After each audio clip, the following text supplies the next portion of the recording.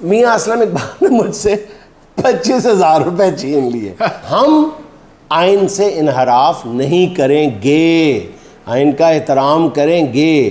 Supreme court of Pakistan کا فیصلہ جو ہے وہ آئین کے مطابق ہوگا اور عوامی امنگوں کے بھی مطابق ہوگا. اس وقت جو پارلیمنٹ ہے وہی آئین کے مقابلے پہ کھڑی ہو گئی ہے.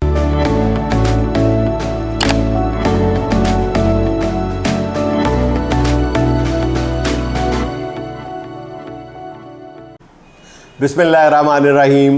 السلام علیکم خواتین و حضرات, میں ہوں جنید سلیم اور آپ دیکھ رہے ہیں انصاف ڈیجیٹل. سر, چیف جسٹس کے ریمارکس تو اشارہ کر رہے ہیں کہ پی ٹی آئی کے لیے کوئی اچھی خبر نہیں ہے.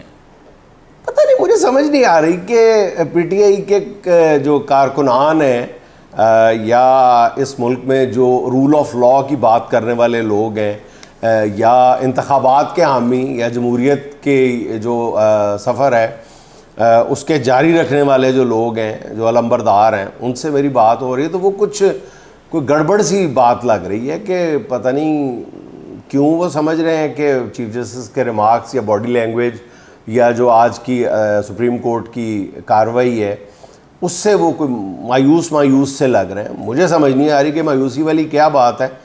میری اپنی کوئی پی ٹی آئی کے 2-3 سینئر لیڈر سے, بلکہ ایک وفاقی وزیر سے, نون لیگ کے سینئر لیڈر سے, اور کچھ لیگل ایکسپرٹ سے بات ہوئی ہے. وہ تو یہ بتا رہے ہیں کہ ان کا خیال ہے کہ جو اس ملک میں جمہوریت کا راستہ روکنے والی قوتیں ہیں ان کے لیے آج کی جو عدالتی کارروائی ہے وہ کوئی خوش کن نہیں ہے. اور تم دیکھو نا, بات یہ ہے بھائی جان, اس بات پہ غور کریں, چیف جسٹس کے جو سب سے جو کیٹیگوریکل ریمارکس ہیں ان پہ آپ غور کریں نا, ان میں تو انہوں نے صاف صاف کہا ہے, انہوں نے کہا کہ جی ماضی میں عدالت نے آئین کا احترام نہیں کیا اور راستہ نکالا, یہ نظریہ ضرورت کی طرف اشارہ, اور راستہ نکالا اور اس سے نقصان ہوا, مگر ہم آئین سے انحراف نہیں کریں گے, آئین کا احترام کریں گے. تو میرا خیال ہے کہ یہ تو بالکل دو ٹوک انہوں نے اپنا بتا دیا ہے کہ وہ کمپرومائز کرنے کے لیے تیار نہیں ہے عدالت کسی بھی طرح سے.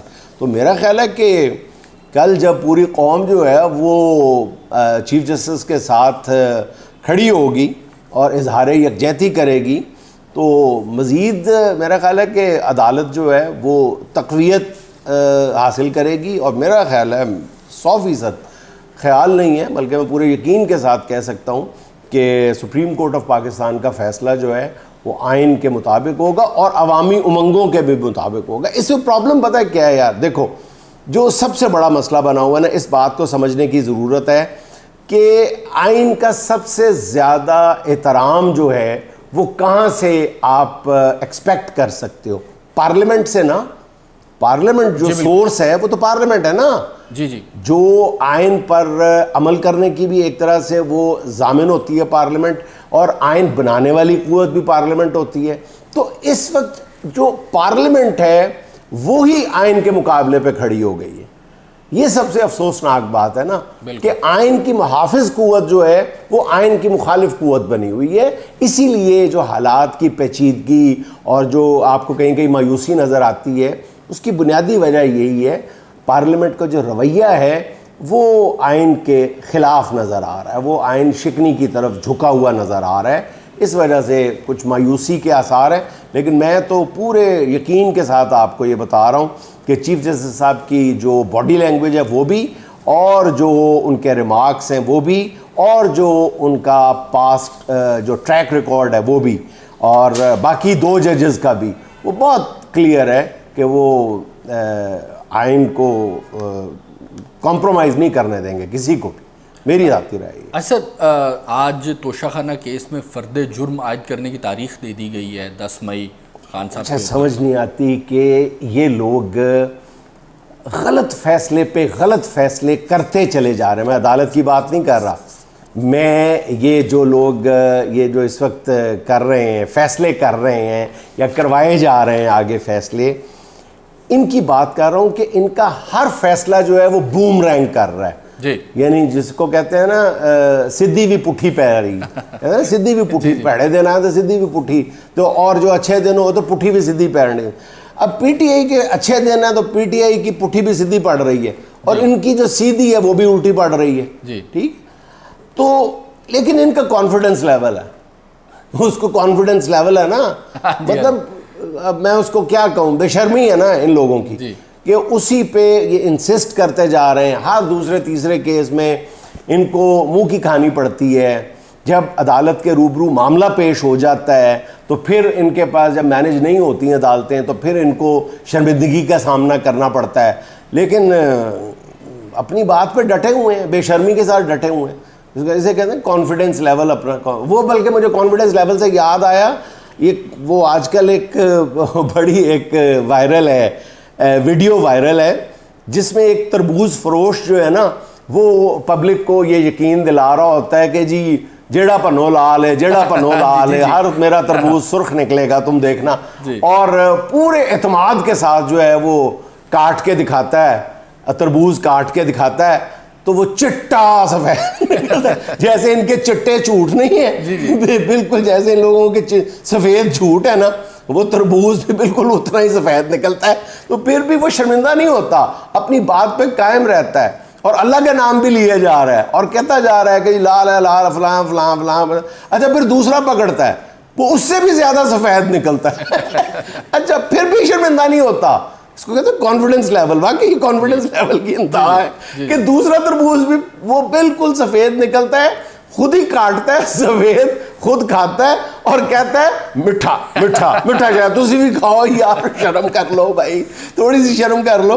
تو اس حکومت کا حال بھی اسی تربوز فروش جیسا ہے کہ شرمندہ نہیں ہو رہے اور کہہ رہے ہیں کہ جی ہمارا کانفیڈنس لیول چیک کریں.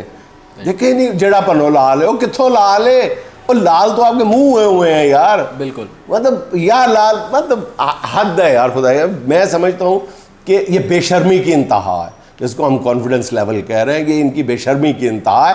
اب دیکھو نا، یہ ہم مذاق میں ہی بات کر رہے تھے نا، میں گزشتہ 2-3 ویلاگ سے کہہ رہا ہوں کہ جناب اب نوبت یہاں تک آ پہنچی ہے ان کے کانفیڈنس لیول کی، کانفیڈنس لیول ان انورٹڈ کاماز، یا ان کی بے شرمی کی، کہ یہ اپنے مخالفین کے خلاف جو کارروائیاں کر رہے ہیں وہ ہم مذاق میں بات کرتے تھے کہ جی سائیکل چوری اور بھینس چوری تک آ جائے گی. تو نوبت آ گئی ہے.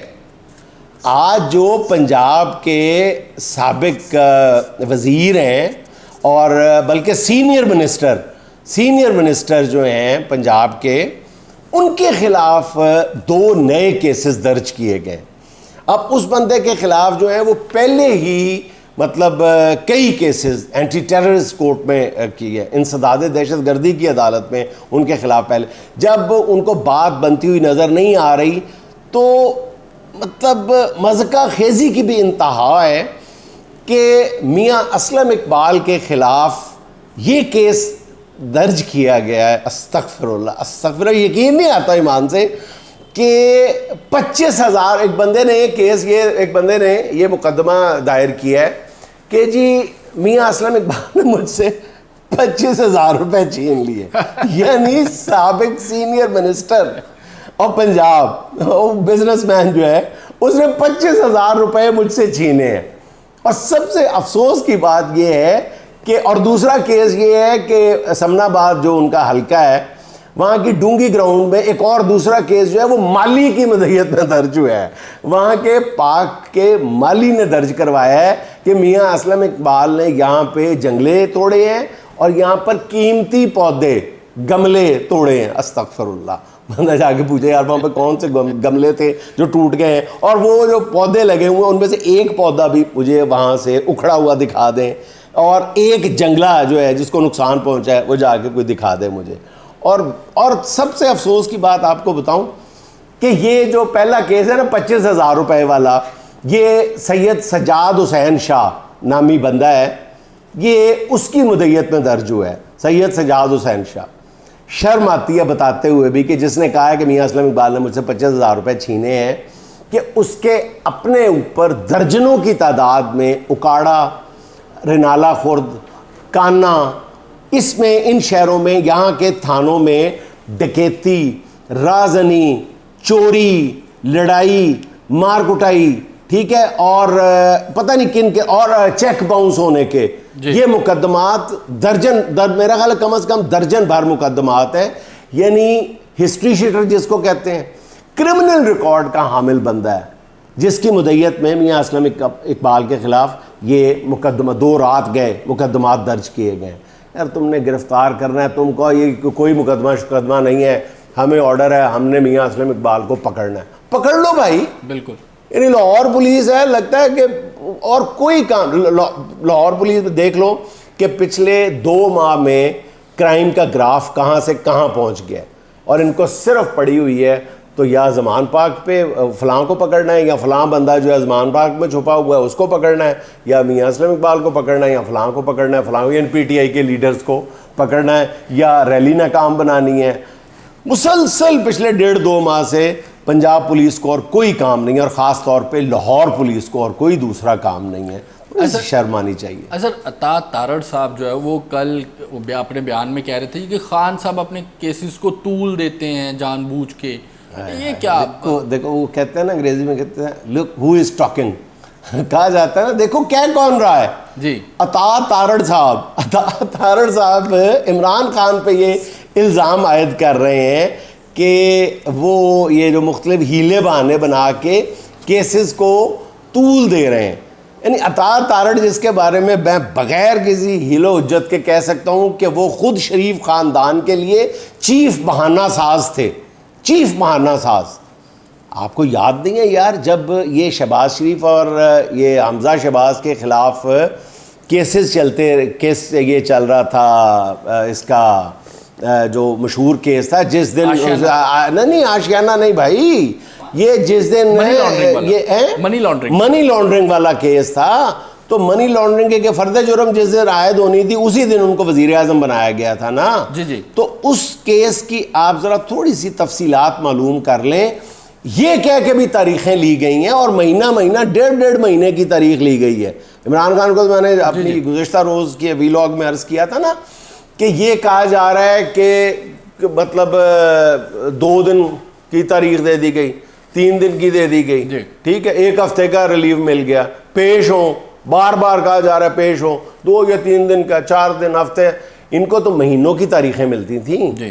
آپ کو یاد نہیں ہے, مہینوں کی تاریخیں ملتی تھیں. اور یہ بھی میں سیریسلی آپ کو بتا رہا ہوں کہ یہاں تک بھی کہا گیا تھا, یہ کہہ کے بھی تاریخیں لی گئیں کہ کبھی جناب علی کمر درد ہے, کبھی کچھ ہے, کبھی کچھ ہے, شہباز شریف صاحب کی کمر میں درد ہے, کبھی شہباز شریف کی کمر میں درد ہے, کبھی ان کے وکیل کی کمر میں درد ہے. ٹھیک ہے.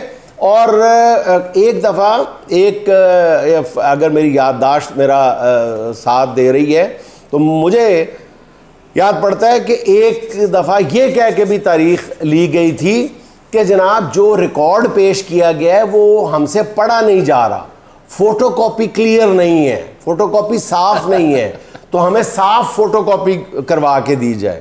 اندازہ کرو, مطلب یہی اب رہ گیا تھا باقی کہ اگر 1-2 اور تاریخیں لیتے تو انہوں نے یہ بھی کہہ دینا تھا عدالت میں کہ جناب علی ہمیں تاریخ دے دی جائے کیونکہ ہماری مرغی کو رانی کھیت ہوئی ہے.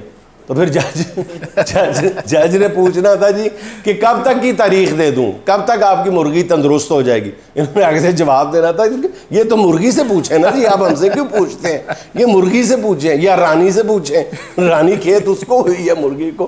انہوں نے مطلب جو ہیلے بہانے ہیں ان پہ تو ختم تھے, باقاعدہ ہنسی آتی تھی, اور باقاعدہ جج جو تھے وہ جھنجھلا جاتے تھے کہ صاف پتہ چل رہا ہے کہ آپ کیس کو طول دینا چاہتے ہیں. تو اس وقت کے جو چیف آرکیٹیکٹ تھے بہانہ بازی کے, بہانہ سازی کے, وہ یہی عطا تارڑ صاحب تھے. تو وہ آج کس منہ سے یہ بات کر رہے ہیں کہ ایک ایسا بندہ جس کے سامنے, پوری دنیا کے سامنے, جس پہ گولیوں کی بچھاڑ کی گئی ہے, فائرنگ کی گئی ہے, یعنی سب نے دیکھا کہ گولیوں سے لوگ زخمی ہوئے ہیں اور اس کی ٹانگ میں ہے, پھر وہ ٹانگ کا جو زخم ہے وہ بار بار خراب ہو رہا ہے. اس بندے نے, جس کو عمران خان, جن کو بہت تکلیف ہے, اس بندے نے اپنی ٹانگ اٹھا کے کپڑا اٹھا کے دکھایا ہے, پیٹ سے کپڑا اٹھا کے اپنی غربت دکھائی. اس بندے نے اپنی ٹانگ سے کپڑا اٹھا کے دکھایا کہ مجھے واقعی گولیاں لگی ہوئی ہیں, اپنے زخم دکھائے, اپنے ٹانکے دکھائے, اور اس کو یہ کہتے ہیں کہ ہیلے بہانے سے کام لے رہا ہے اور یہ کر رہا ہے وہ کر رہا ہے. مطلب یہ سیدھی بات ہے. میں آپ کو ایک بات بتاؤں کہ یہ لوگ نا پتہ نہیں کس کو بیوقوف بنا رہے ہیں. یہ لوگ طاقت کے نشے میں اس وقت جو ہے, یہ طاقت کے نشے میں, اس کے زوم میں مبتلا ہیں, اور کوئی دوسرا مسئلہ نہیں ہے. اور یہ ان کو اندازہ نہیں ہے کہ یہ سمجھ رہے ہیں کہ یہ پی ٹی آئی کو یا جو جمہوریت پسند لوگ ہیں ان کے راستے میں مشکلات پیدا کر رہے ہیں. میں پوری سنجیدگی کے ساتھ آپ کو یہ بتا رہا ہوں کہ یہ اپنا نقصان کر رہے ہیں, بیکاز یہ ایک سیاسی جماعت ہی ہے. آج اگر نون لیگ مقبولیت کے حامل نہیں ہے تو کل کلاں جو ہے معاملہ الٹ بھی ہو سکتا ہے. کسی نے پی ٹی آئی کو لکھ کے تو نہیں دیا کہ اگلے 100 سال یہی حکومت کرے گی, یہ پاپولیرٹی پہ رہے گی, پاپولیرٹی کی پیک پہ رہے گی, اور نون لیگ جو ہے وہ اسی طرح غیر مقبول رہے گی. یہ مد و جزر آتے رہتے ہیں. میں بار بار عرض کر رہا ہوں, اس لیے ان کو دیکھنا چاہیے, ایک سیاسی جماعت کے طور پہ ہی بیہیو کرنا چاہیے نون لیگ کو بھی. اور یہ جو جس بدمستی میں یا طاقت کے جس نشے میں مبتلا, ان کو یہ دیکھنا چاہیے کہ کہیں یہ اپنا ہی نقصان تو نہیں کر رہے. وہ آپ نے وہ بات تو سنی ہوگی نا کہ کوئی چرسی تھا, وہ بالکل چرس کے نشے میں دھوت ہو کے اپنے دوست کو دعوت پہ بلا لیتا ہے اپنے ہی گھر, اور نشے میں ہی نا وہ اپنے زوم میں بکرا ذبح کر کے تو اپنے دوست کی دعوت کر دیتا ہے. اور صبح اٹھ کے جب اس کا نشہ تھوڑا سا اترتا ہے تو وہ اپنا وہ بہانہ تو بنانا تھا نا, تو بیوی سے پوچھتا ہے کہ بکرا کہاں گیا, ہمارا بکرا کہاں گیا؟ تو بیوی کہتی ہے بکرے کو چھوڑیں, رات سے کتا غائب ہے گھر کا. تو اس کا مطلب ہے کہ اس نے جو نشے میں نقصان کیا وہ اپنا ہی کیا یا کتے کا کیا. بالکل حد ہے یار. ویسے لوگوں کو سوچنا چاہیے, سمجھنا چاہیے, ٹھہر کر تدبر کے ساتھ, ہوش مندی کے ساتھ فیصلے کرنے چاہیے. طاقت کے نشے میں اتنے بدمست نہیں ہونا چاہیے کہ عوام کو آپ عوام ہی نہ سمجھیں, ان کو آپ خلق خدا نہ سمجھیں. ایسا رویہ نہ اپنائیں خدا کے لیے. سر آج کی چھوٹی سی بات, آج کی چھوٹی سی بات بھی خاص طور پہ ان لوگوں کے لیے ہے جو بظاہر ملکی حالات سے قدرے مایوس نظر آتے ہیں. آخر گزر ہی جائے گی حیات, آخر گزر ہی جائے گی حیات, یہ کوئی تا حیات تھوڑی ہے. واہ. ناظرین, یہ تھا آج کا ویلاگ. خوش رہیں, خوش رکھیں. آپ سے ملاقات ہوگی انشاءاللہ اگلے ویلاگ میں. اللہ حافظ.